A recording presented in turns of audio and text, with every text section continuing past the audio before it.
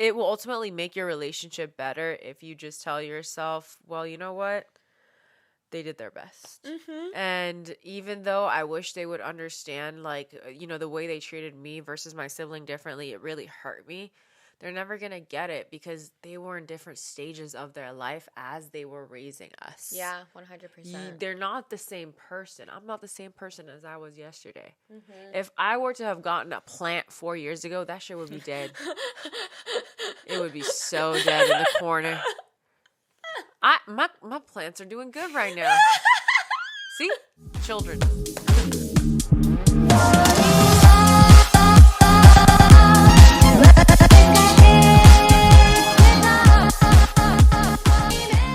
Anyway, I feel like we should start with what we were talking about offline because I feel like that's the easiest way to flow into a natural conversation. Agreed. So Sarah and I just took a shot of tequila. Yeah. Okay. Tequila. And I was just saying, shots and drinking alcohol is so funny in general because once you start drinking, you start thinking it's a good idea to drink more. Yeah. And it's really not necessarily. And it gets easier to drink too, which is another thing that really fucks you up. Seriously. Because you're like, oh yeah, it's a good idea to keep drinking. And then the next morning you're like, why did I keep drinking? Literally. You know? Literally. Like, why was that a good idea?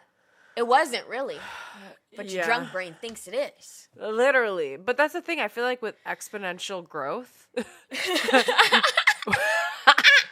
which is how I feel like alcohol works. Yeah? I feel like alcohol works through exponential growth. Like, it doesn't go from like, oh, it's a slow and steady. It's like it goes like this. Yeah. You know what I mean? The more you drink, and then you start drinking faster and you get drunker really quick. Yeah. It's not like, oh, you drink and like, oh, now I'm a little bit more drunk. Now I'm a little bit more drunk. And now I'm a little bit more drunk. You're a little drunk. Oh, shit, I'm eating drunk. Oh, I'm hella drunk. Oh, I'm fucked up. I'm blacked out. Yeah, like, I don't remember what happened. Literally, there is no like easing into it unless you stop after the second drink. For some people, the third drinks. And who really stops there? Well, normal people. Also, we're in our 20s. Right. Really, we don't know what we're talking about. I'm sure people that are older, or not actually, who the fuck am I talking about? Plenty of fucking alcoholics in their 60s. Facts. So let me not even start that. But I genuinely feel like you need to have immense self-control to not get there. And Truly. at the end of the day, if you have plans to not get fucked up, or if you feel like you want to stop before it gets there, you really should stop after the first drink. It's so fucked up though, because like I was just saying, like the first drink, you're like, okay, to me, it's shaking off like the drama of the day, right? So like I need that first one in my mind. I need that first one. The second one, I'm like, ooh, she feeling good. Yeah. And the third one, I really don't need because I was already feeling good off the second one. Yeah. But then the third, fourth, fifth, sixth all sound like a good idea afterwards. Yeah. And that's what really fucks me up about drinking. Well, absolutely. And it's crazy to think that, like, drinking is a drug. Alcohol is a drug, but nobody thinks of it as such. It's so normalized, especially in American society. Like, it's just a normal thing to do. To let loose, you get fucked up. But imagine it was this normal to do, like, crack. Or, like, you know what I mean? Or, like, other things. It's like, oh, she just does a bunch of crack on the weekends. She works so hard so she could do crack on the weekends. You know what I mean? It would be the same thing. But no one thinks of it that way. And I think it's crazy because damn near, though. I would like to see, like, who runs the alcohol industry? And I don't mean people who own, like, brands of liquor. Yeah. Who owns the alcohol industry? Do you know? I don't know. I have no idea. I would like to know who that is and the conversations they have about us being like, essentially guinea pigs to their little experiment of like, well, they're stressed, which means our numbers are going to do good. No, it's so true. I just don't understand. Like, there really need to be more studies. It doesn't even matter if there are more studies. People don't care. They like to get drunk and let loose. And they like how feeling loose makes them feel. They like how being drunk makes them feel. And I can admit to that. Loose off the goose. You know what I mean? Literally, goose, like there's loose off the nothing goose. like an alcohol loosey-goosey.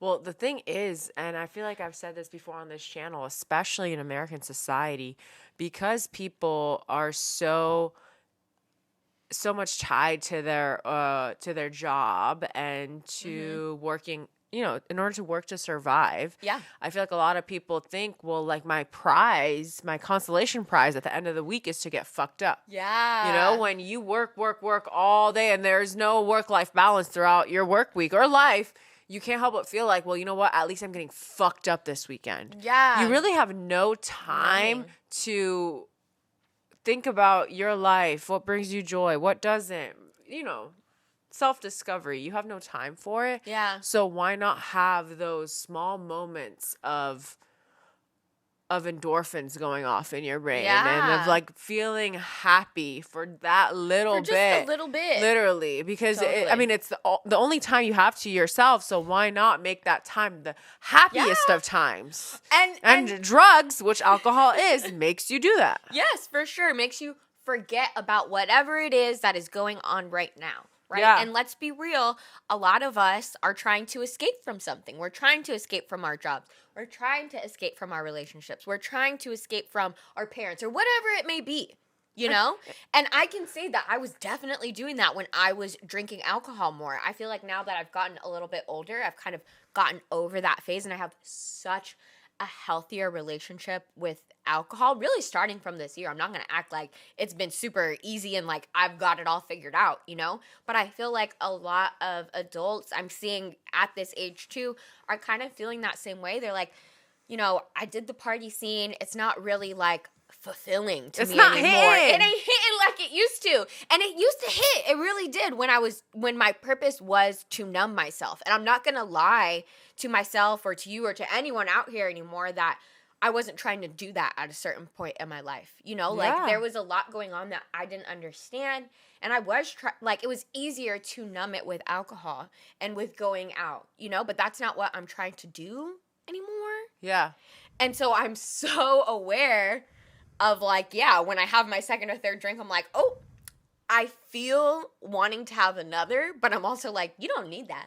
You really don't. Interesting position to be in. It really is. And the thing is like, I feel like I'm down to have nights like that, like 3 or 4 times a year, maybe once per quarter. Yeah. Like, why not? Season. And like, I've never been the type to quit cold turkey. Yeah. And I feel like life is all about balance. And it's different for every single person. So just because I'm saying this doesn't mean I'm judging people that don't. I feel like for me, I've always felt like when I quit cold turkey is when I feel like I'm missing out or I feel like I'm not staying true to myself. So really I like to dabble in different aspects of life. And I feel like when I find that balance is really when I'm thriving. And I feel like I found that balance. I mean, for a few years now, I felt like drinking just doesn't hit for me anymore. And I feel like I would drink to suppress my anxiety, which is crazy because I'm a social person. I'm an introvert, but I'm great at socializing. But I definitely felt like I had to keep the party going or in order to cut the awkward silences or the tension, I would be like, shot, like, and everyone would do it because why not? You know what I mean? But like at this time in my life, I feel like I am enjoying having conversations with friends and with people that don't always have to be at my drunkest state or at their drunkest state. Like I'm down to have these conversations without alcohol. 100%. And I want to also be mindful of the fact that capitalism takes that choice away from people. When you're working all the time and you're very limited in terms of the free time that you have to fill with your hobbies and your passions, it's really, really easy to be like, well, I have this amount of time and I'm going to make the most out of that time by being my most confident self. And what does alcohol bring? Confidence. You know what I mean? A lot of people finally release their inhibitions when they're drinking or whatever it is that you've been doing. Yeah. You feel a little bit more confident, so you can't help but be addicted to that feeling of being confident. But guess what? Guess how that confidence can come to you organically if you had more time to sit with your feelings and your thoughts. If your reality wasn't your job. If you were able to really pursue your passions in life. When you're able to do that, you can really become in touch with yourself, and you're more confident to be who you are without the fake confidence that, you know, being drunk brings. Yeah, for sure. I feel like one of the biggest things I learned, and I'm not even going to act like, again, this is something that's totally new to me. Like, since the pandemic, I have had a much better relationship with drinking. You know, like before the pandemic, when I was having to go into work every day, I was drinking a bottle of wine like that. You know, it was super easy. But since I've had this time to slow down and really look at my habits, like I have such a better relationship with alcohol, and I can be so much more aware now of like, yes, I'm drinking because I'm feeling uncomfortable. Yeah. You know, like I love that I have that self-awareness around my habits now, which I didn't have before. And that may be because I've matured, you know what I mean? Or I've drank so much that I'm like over it. Like, I don't know what it necessarily is, but I just want to, I'm saying this because I don't want people to judge themselves in the journey that they are in, wherever they're at in their partying, drinking type of journey, because I'm not judging you. Yeah. You know, like I still like to drink. This isn't me saying like, I'm never going to drink again. Literally. Or I'm not going to get drunk belligerently and I forget about a night. You know, like that's definitely not what I'm saying at all. But I'm just so much happier that I can say, hey, that night I drank because I was feeling uncomfortable. Yeah. Or I drank because I was trying to forget the night. Or, you know what I mean? Like, I just love having that understanding of myself with this substance because honestly, I didn't necessarily have it before. Well, and I'm so happy that I do now. I feel like it's like an autopilot thing. Yeah. And like being aware of it, of why you did it or what you were feeling to lead you to that kind of consumption, that level of consumption, it is empowering. Yeah. You know what I mean? And I feel like a lot of times we feel like we always need a solution to something when really just understanding it is sufficient. Yeah. Truly. And I feel like that is the case, which is crazy because, like, yeah, the pandemic, I think, led a lot of people to that, to that actualization that you mentioned. And I will boldly say that the first year is when you went, when we all went really hard. You, me, us. Let's be honest. A lot of people said that first year they were drinking like their life depended on it. We were all confused. We were scared. We were anxious. And we were at home all the time. So it's like, what the fuck else am I going to do? I didn't have a job. To feel a little bit more happy. Like we were going to fucking drink or whatever it was that you were doing. We were all consuming something heavily. And I feel like after we came out of, as in the first year of the pandemic, we're like, what else do we need to do? It forced us to really look at ourselves in the mirror and be like, what the fuck is happening out there? And what the fuck is happening in here? Like, we need to figure it all out, baby. And we're going to work through this. Yes. And honestly, it was something that really made me think about my habits. Like, I'm not going to speak for you, but I feel like when the pandemic first hit, I was scared and I was drinking. You know, like I was drinking because I didn't know what the heck was going on. I didn't have a job. To me, again, I was like, drinking is fun. It's a stress relief. But then when you don't have anything to do, it's like you can't get drunk every day. You know, like that wasn't going to be my life. All I got to say is I'm glad like alcoholism does not run in my family because at the end of the day, I would have become a drunk. I would have become a drunk if it did because I was drinking a lot too. I was. And I did have a job. Granted, it wasn't the hardest job in the world, but I did. And I was still out here getting drunk. And I want to feel like I'm talking to my therapist right now. Are you my therapist? Come here. Come close up. Don't judge me. It was just such an interesting thing though, because to me, it really was like a stepping stone. And I want to say too, like I had felt before the pandemic, like, oh, I'm kind of tired of like going out to the club and like going out to bars and stuff. But I didn't really have, I don't know, the wherewithal to be like, I don't want to do this anymore, to like say that to my friends. You know, especially because that's what a lot of people do. Like that's how you connect. That's how you build community. Literally. Especially in America, is through drinking, you know?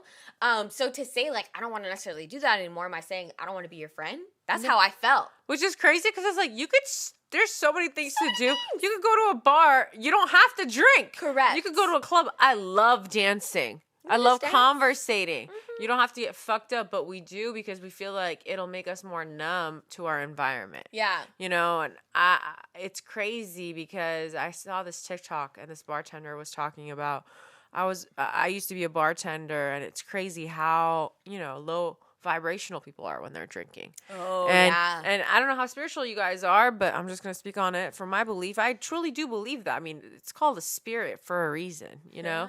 When you are operating at such a low vibrational state, you are more prone to your emotions being manipulated by other entities and other beings. You know what I mean? Like, at the end of the day, when your mind is not fully there, something else can easily manipulate you. Yeah. And I feel like that's the case. Like, that's sure. what I really try to understand, too, is that, like, when I wake up every morning and I meditate or I work out and I go on a run and I journal, I try to do all these things to be in the healthiest state of mind, I am truly giving all that hard work away when I just drink to feel numb. Yeah. And granted, a couple of nights out of the month, I have signed that, you know what I mean? That agreement. I said, I know what I'm doing and I'm okay with it. But if I did that every week or every day or every other day, I would feel concerned for myself because I'm like, bitch, why the fuck are you even trying that hard? If you're going to fucking give your power away that easily, you don't need to do all these things to make yourself feel better. Yeah. That was a turning point for me of like, listen, I am doing all these things to be happy with myself. So I'm not going to just give my hard work away like that, you know? And it's different for everyone. And like Maya said, maybe you're in a state of your life right now where all you want to do is do that shit. We never, ever want to come from a place of, I'm judging you. This is what you should do. We're talking about our personal experience, what we've gone through. And that's really all this podcast is, because all I really can talk about is what I've gone through. 100%. I never, ever like to tell people what to do. I hate experiencing that. Therefore, I will never give that. Yeah. Really, we're here to maybe teach people something, give a different perspective, and make you laugh. 1000%. The last thing I want to say about this, and the reason why I'm happy that I'm like letting it go and aware of it. And again, I'm so happy that you said like we're not coming from a judgmental place at all. You know what I mean? Like I feel like we've said in this little segment enough like how we like to drink, and there's absolutely no judgment. Yeah. There, okay. But I do want to say that I feel like the final straw for me was realizing that drinking would put me in a childlike, vulnerable state where sometimes I felt like I would be so drunk that I couldn't communicate in the best way for myself. Yeah.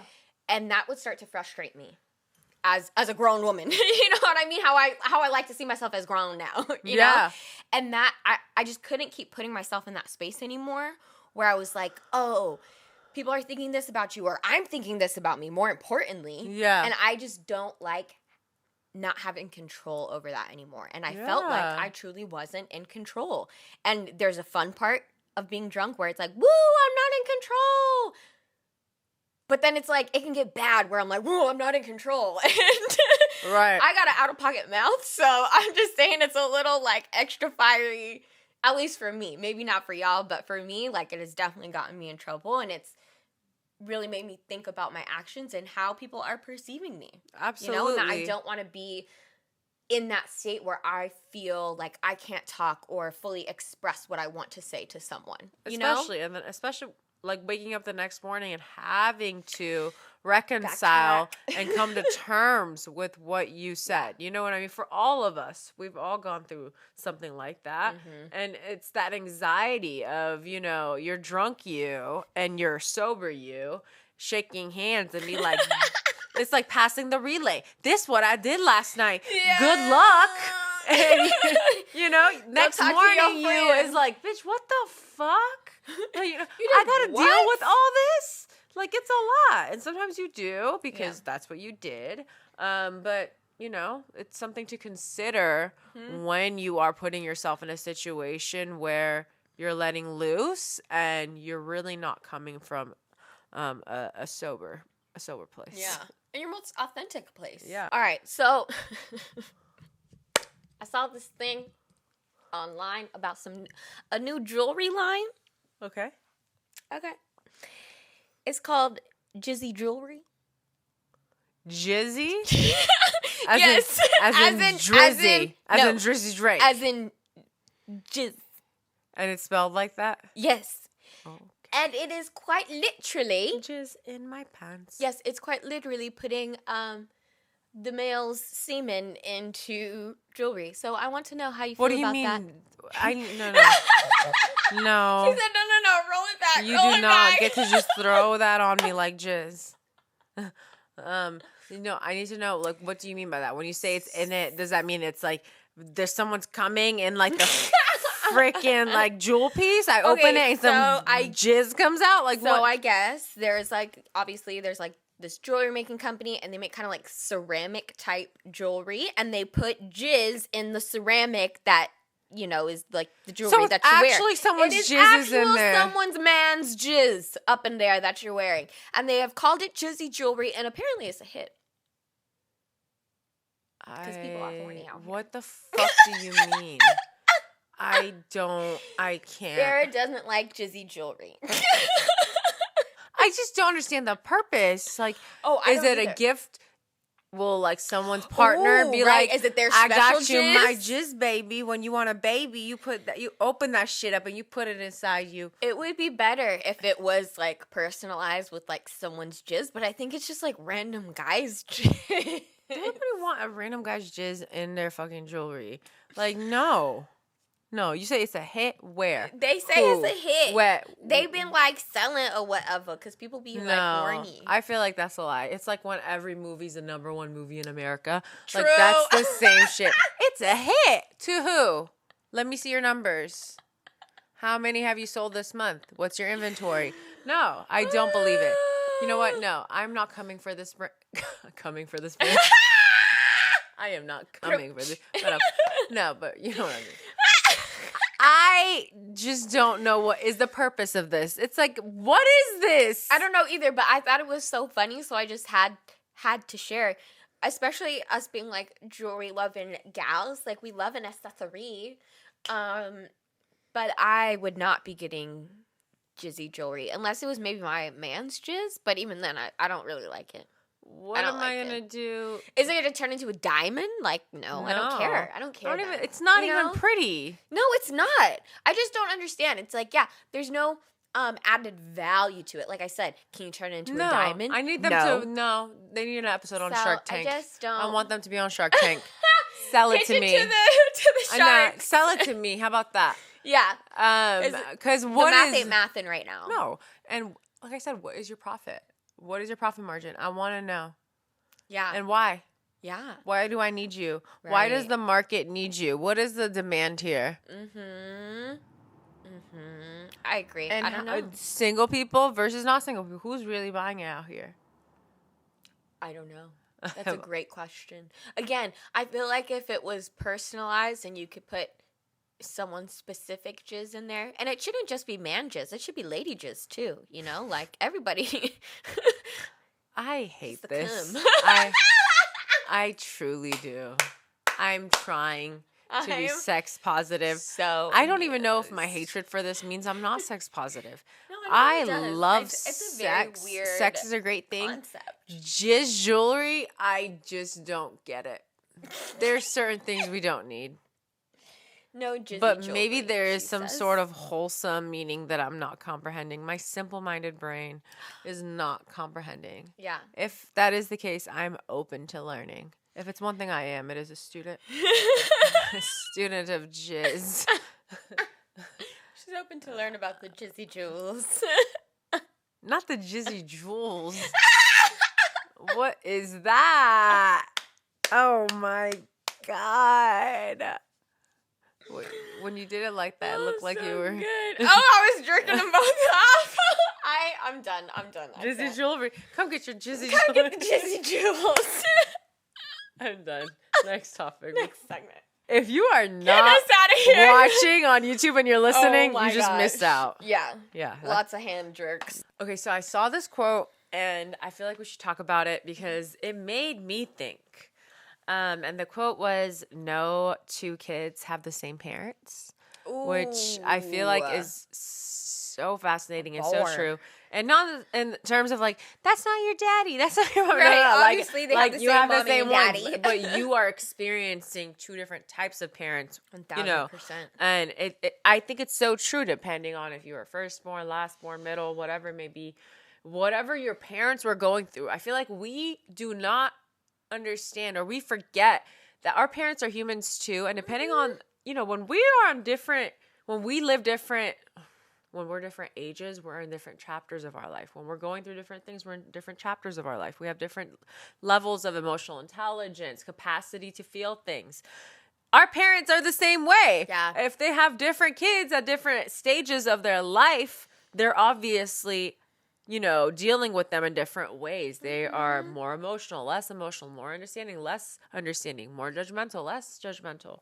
And it's crazy because I feel like as people who have siblings, obviously, if you're an only child, this conversation does not pertain to you.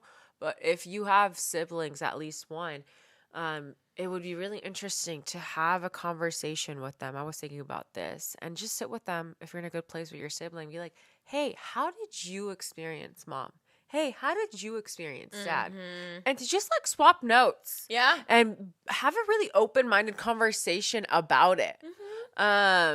Because I just recently had a conversation with my sister, and I ended it with, mom is so understanding. Like, she's so not judgmental. Like, we're so lucky to have her. And she was like, yeah, but at the end of it, I was like, damn, like, maybe she didn't feel the same. And maybe she does, but I know we didn't have the same experiences growing up because I'm the youngest of 6. Yeah.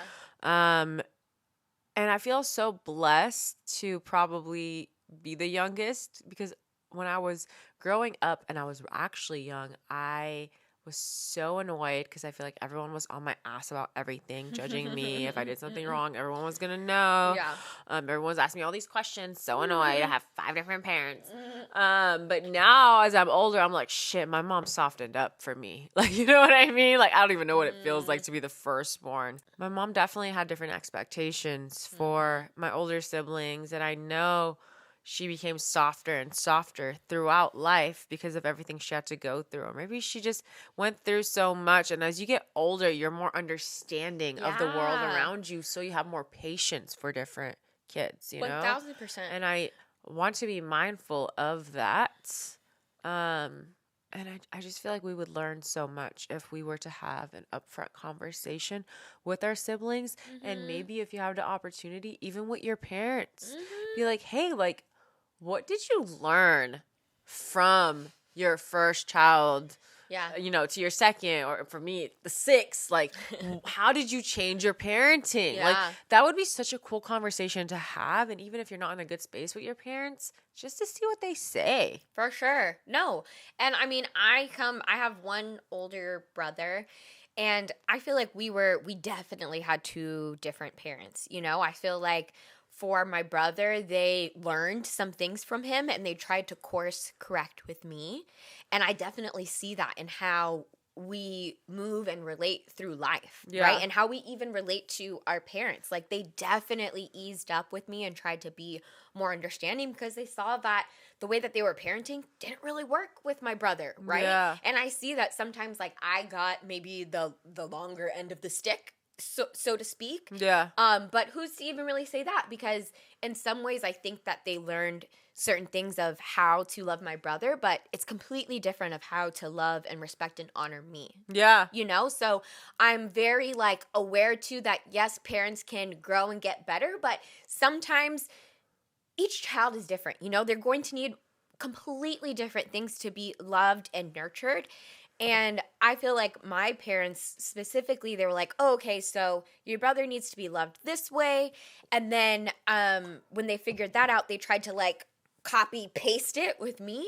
And it wasn't necessarily hitting, And they had to try and figure out new things. And I feel like they were lucky in the sense that I was very communicative of like, I don't like this, or like, not that I don't like this, but I would cry when I was like upset and frustrated. Yeah. So they could tell a little bit more when things were working for me. more so than with my brother, who would keep things in. Yeah. A little bit more. I also feel like your first go around as a parent, it is probably very stressful. Like, you have nothing to compare it to. Yeah. And also, you have this one thing you're focusing on. I don't know about you, but when I have several projects I'm working on, I try to not take it too seriously on one. Because that means I don't have enough energy for the other. But when it's one thing you're focusing on, you almost have this excessive energy towards that one thing, and you're not letting go of control. And control is a good thing sometimes. You know, self-discipline is good sometimes, but sometimes too much self-discipline and control takes away from creativity. Yeah. And I feel like when you are probably focusing on something, it's best to also bring forth this creative side of you, such as when you are raising children. Like, some of them are going to act differently. Let's be creative in the way we discipline our kids. Let's be creative in the way we distract them from the thing that's making them cry, you know? But like, when you just have this one child, I feel like it's easy to get really frustrated and focus on it too much and discipline it too much because you want it to be the perfect child. I feel like after the first one, you realize they're going to do what they want to do. Yeah. So might as well be a little bit more lenient. Yeah. And again, you guys, we are not parents. So we never, ever want anyone to feel like we're talking about how to be the best parent. We're literally talking about just experience. Yeah. Literally. Just our friends, our cousins, our family, other people. Ourselves. You know what I mean? 100%. And no, what ultimately we're saying is, like, I think like you said in the beginning of this segment, no parent is perfect. Yeah. They're ultimately trying to operate with all that they have with what they have right now. During that time. You know what I mean? And like, as I've gotten older, I'm so happy with myself that I can understand and give my parents grace. You know, they're human. Because as I've gotten older, I'm like, yeah, I'm not always perfect either. You know, so I can't expect them to be perfect. And I see how hard their life was in some ways, you know? Like, yeah, that would be really hard to get over. Like, I would struggle with that too. So who am I to sit here and judge you for how you lived your life? You know, like, it is now upon me as a grown woman to say, hey, this is how you raised me. Now I'm going to take these tools and try and be better or amplify or do whatever I need to do to feel whole within myself. Absolutely. You know, like, I'm not out here blaming my parents like I used to. Yeah. You know, like, I really did used to blame them, but now I'm like, that was just them. Like, that they were just doing the best that they could with all that they had, truly. And literally. I am a dick if I think any less than them, because if I had to do what they did, I couldn't say that I would fucking be able to make me. You know what I mean? It all just comes back to being more compassionate towards everyone around us. Facts. It really does. It all comes back to giving people grace, being understanding, and being compassionate. When you judge people so heavily and think that you could do it better and everything's their fault, yeah, you are creating that distance between them. You're perfect and they're not. You know, our parents are the perfect example of that. We grew up thinking that they're different and that they have to have their shit together because they had a child. Having a child is probably more common than people getting degrees. Yeah. So who's to say that every person that has a child is a fucking professional? Like, you know what I mean? Correct. Like, everyone's doing their absolute best. Granted, some really are not giving a fuck and they're irresponsible and they probably shouldn't have had kids. Right. But if you have parents that try, they try a little bit. You know what I mean? Right. Give them a grace and be like, you know what? They did their best. And maybe we don't see eye to eye on some things. And that's up to you to set the right boundaries, to not be around them enough to the point where you give them access to hurting you. It will ultimately make your relationship better if you just tell yourself, well, you know what? They did their best. And even though I wish they would understand, like, you know, the way they treated me versus my sibling differently, it really hurt me. They're never going to get it because they were in different stages of their life as they were raising us. Yeah, 100%. They're not the same person. I'm not the same person as I was yesterday. If I were to have gotten a plant 4 years ago, that shit would be dead. It would be so dead in the corner. My plants are doing good right now. See? Children. I have killed plants in the past. It's the same thing as child. People are negligent. They're mean. You grow. You become better. So you have more love to give. You know? It's not the exact same, but you understand what I'm saying. For sure. And sometimes, I'm not saying this is everyone's task in life, you know, but sometimes if you feel called to it, it is your duty to help, you know, resolve those family traumas and to help bring a voice and say, hey, mom, dad, brother, sister, whoever, I see that you're feeling this, and that's okay. Yeah. You know, like, if you see that, you know, your parents tried their best but didn't provide everything for you, reach out to your brother, sister, cousin, whoever, and say, hey, mom, dad, uncle, cousin, whatever wasn't great, but you feel me on that? Yeah. And then you can bond through those things. Yeah. You know what I mean? Like, there's something really beautiful in that too. And teaching and growing with your family in that sense. Like, I don't want everyone to feel like it's my responsibility to make my family better and love each other, because that's not always going to happen. Like, even no matter how hard you try. But if you feel inclined to say, hey, I think I can make this better, I think I can communicate in a way to make our family more connected, then do that. Absolutely. You know? Because your parents ultimately raised you to feel confident to do that too, you know? So, like, even if they don't feel necessarily confident doing it, like, try and stand in your own power of what they tried to instill within you to do better for yourself and for your family and your friends and whoever you may be having relations with. Yeah, and always bring it up in a non-confrontational way. Yeah. You know, a lot of times when we bring things up by like, well, you did this. You made me feel like this. You were so mean. You were just, who is going to sit there and take that? Even especially your parents who feel like they're on a high horse because they were put on this earth before you. Right. You know? They gave you everything. So really bring it up in a way. And even though it's annoying and you feel like you're the parent, even though they're the parent, you really just have to bring it up in the nicest way possible and be like, hey, I'm saying this to you just so we can have a healing conversation for both of us. And I'm not judging you by saying this. I'm just saying, were you going through some really tough things in life for you to have acted that way and maybe been a little mean or negligent to me when I was growing up? Mm-hmm. If you were, can we talk about it? Because I think it would really give me the opportunity to heal. Mm-hmm. Just tell me what you were going through. Tell me what you were going through that you couldn't be there for me. Right. Because I needed you, but hey, maybe we can change that and maybe we can really strengthen our relationship now. But in order for us to get there, I need to know what was happening at that time. 1,000%. And I was too young at that time to ask you. And now I'm older and maybe I can understand if you give me the chance. 100%. And sometimes they didn't feel comfortable, obviously, sharing that with you because you were younger, because they felt maybe you were impressionable or couldn't take all of that weight, you know? But now when you can address it as an adult and you say, hey, I remember that. Yeah. You know, like they have to be like, oh shit, you remember that? Like that affected you too?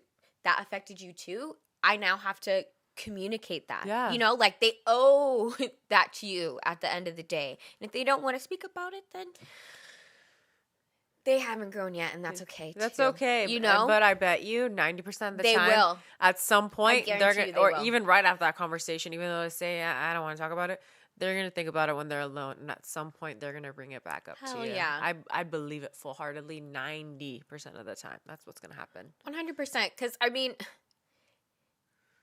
it's funny.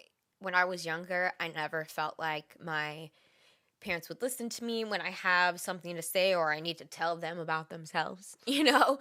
And initially, sure, they don't want to hear it, as anyone doesn't like to hear negative things about themselves. But I feel like adults, our parents, really are in a stage in their life where they are thinking about the decisions that they made too. Yeah. And it is also beneficial for them to hear how they affected us and how, and it will come full circle for everybody. You know what I mean? Like, everybody gonna heal today. Yeah. That's how I feel. I agree. So, Jeffy Bezos, you know, one of the richest men in the whole wide world. Mm-hmm. Apparently, he recently pledged that he is going to give more than half of his salary, if not all of his salary, to fight climate change, which is like $120 billion. Isn't that Is he actually? He like said it on a interview to this very serious climate change type of group who makes notable celebrities, billionaires. That's excellent. Sign off their wealth. I'm very proud of him. To the people, kind of like who would have thought the Patagonia. Yeah, the Patagonia guy did. Who would have thought? I never would have thought. I would have bet my bottom dollar that this stingy man would have never done that. You know what? I can tell you exactly how it came to be. Tell me. Let me tell you a story. We're ready to go on the journey. Allegedly. Of course. Because, the court of law. Right. What happened was, you know how Jeff Bezos was going to Mars? Yeah. So Jeff Bezos went to Mars and every other planet that he could go to, and he realized it is not habitable for him to live there. Therefore, he was like, shit, all right, Earth's the one. So then he was like, you know what? Let me make Earth habitable for me, since I have traveled to every planet that I could go to and have confirmed that shit, I cannot live there. So then he came back. He was like, you know what? I'm going to do y'all a solid. I'm going to give you half of my money for climate change, when really he realized, damn, I can't live nowhere else. That is my belief. And well. I don't really think that's too far from the truth. You know what? That's my story, and I'm sticking to it. And I'm sticking to it. If anyone wants to endorse this story, go ahead and comment down below. I heard, too, he was making some weird, I'm totally going to fuck this up, but he's making some weird thing that's supposed to, live through the apocalypse and, keep things, safe. Jizzy Jewelry. He is, in fact, the owner of Jizzy Jewelry. That's how it'll keep it safe. His semen will be everywhere, so it can be I just thought the best fucking movie idea for Jizzy Jewelry. Oh, my God, the world ended. There's only one woman left. Oh, fuck. What is it? Look at his fucking necklace. There's something coming out of it. Is that jizz? Oh, my God. Inseminate yourself. That's terrible. Oh, my God. You guys where? No. Oh, if you guys are here, if you're here, I don't know who's listening right now. I know they are. I don't even know what to say. Just laugh with us.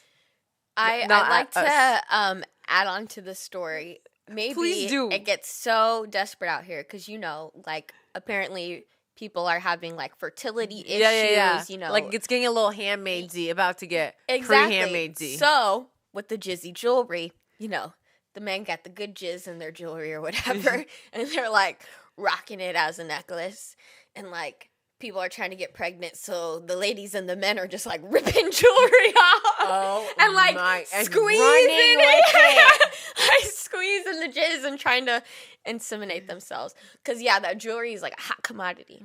Oh my! That's the movie I'm thinking of. Super hot jizz. I can't. I'm actually crying. So Jeff Bezos, yeah, he's ready to apparently. I'm happy give up all of his money to help fight climate change. If that is true, and there's no loopholes, and he's not doing this in a way that benefits him, I'm proud of him. Yeah, same. I really am proud of him. I'm good because why do you need all that money? You don't. You don't. And I actually hope that this helps to save our planet, which very much seems like it is. What if he is actually right now? He's possessed by an alien entity that is so tired of humans trying to blow up Earth.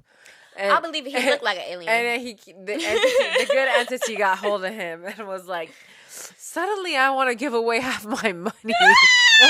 No, it overtook. He didn't want to do it. It just overtook That's what I mean. him. Yeah.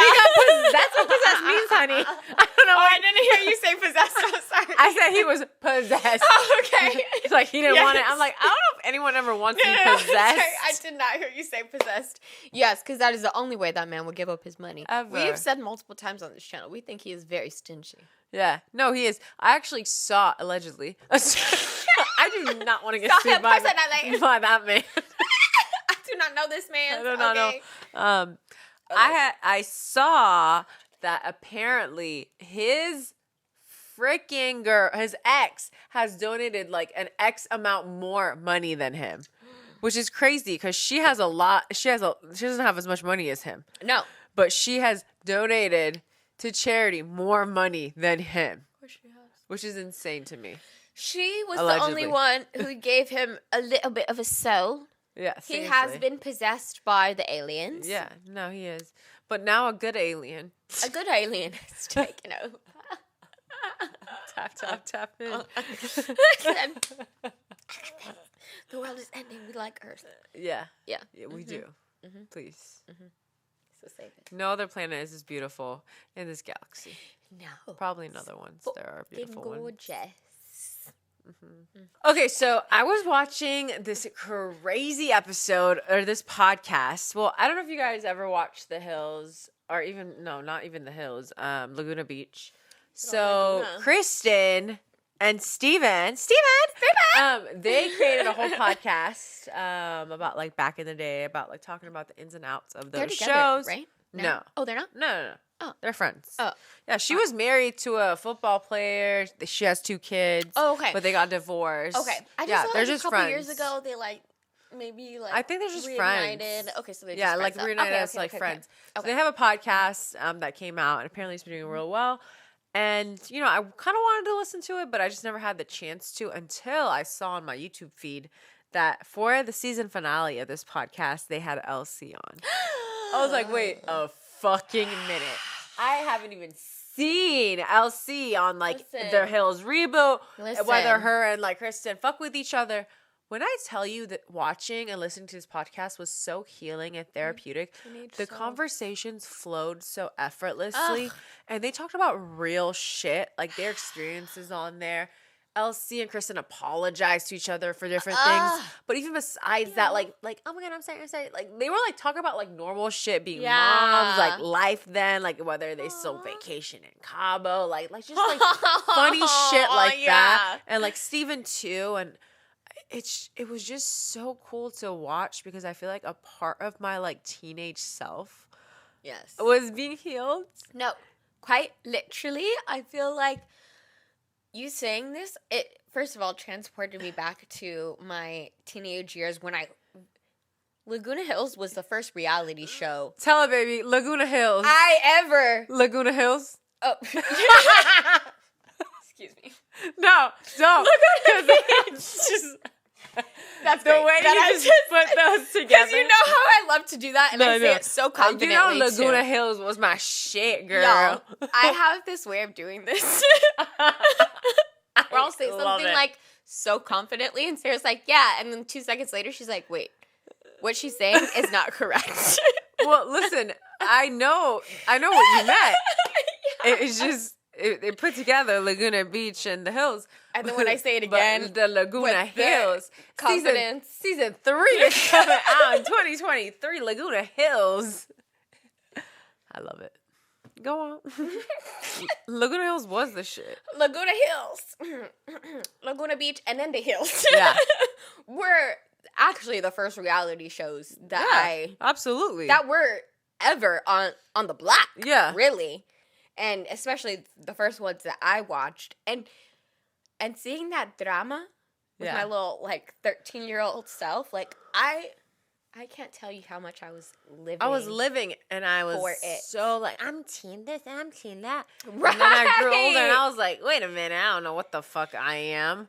Oh, my God, especially watching it back now, because we've kind of casually been watching some of the Hills episodes back, and a couple years ago I feel like we watched, or you were watching Laguna too, and it's just crazy to experience it as an older person. Yeah, absolutely. And it's actually insane because even on the if you guys were into that show, you should definitely watch that podcast episode.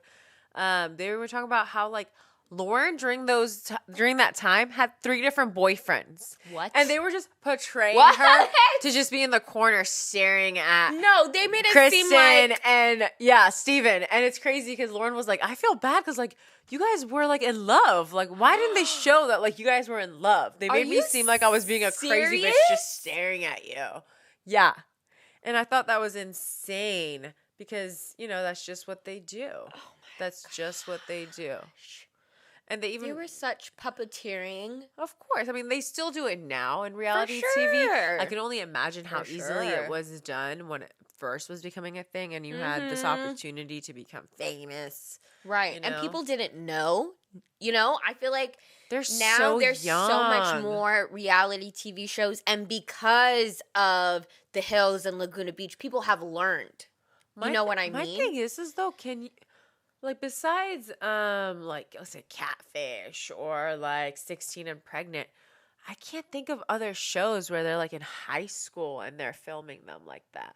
Like, that's insane. That's so young. Mm-hmm. And, like, you feel like you have so much to prove. And especially in high school, it's so cliquey. Of course.